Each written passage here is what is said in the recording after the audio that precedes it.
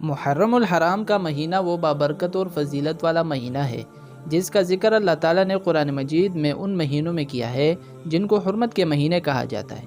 اسی طرح آپ صلی اللہ علیہ وآلہ وسلم سے احادیث مبارکہ میں اس مہینے کی خاص فضیلت وارد ہوئی، خصوصاً 10 محرم الحرام کے متعلق آپ صلی اللہ علیہ وآلہ وسلم سے کئی روایات منقول ہیں۔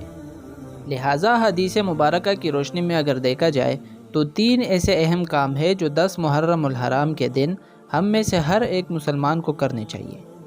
نمبر 1، توبہ و استغفار کا اہتمام۔ سنن ترمذی کی روایت ہے کہ آپ صلی اللہ علیہ وآلہ وسلم نے فرمایا، محرم اللہ کا مہینہ ہے، اس میں ایک دن یعنی 10 محرم ایسا ہے جس میں اللہ نے ایک قوم یعنی بنی اسرائیل کی توبہ قبول فرمائی تھی، اور اس دن اللہ تعالیٰ دوسری قوموں کی توبہ قبول فرمائے گا۔ نمبر 2، روزہ رکھنا۔ نبی کریم صلی اللہ علیہ وآلہ وسلم نے ارشاد فرمایا، میں اللہ سبحانہ و تعالیٰ سے امید رکھتا ہوں کہ وہ یوم عاشوراء یعنی 10 محرم الحرام کے روزے کو گزشتہ سال کے گناہوں کا کفارہ بنا دے گا۔ نمبر 3، اپنے اہل و عیال پر فراخ دلی سے خرچ کرنا۔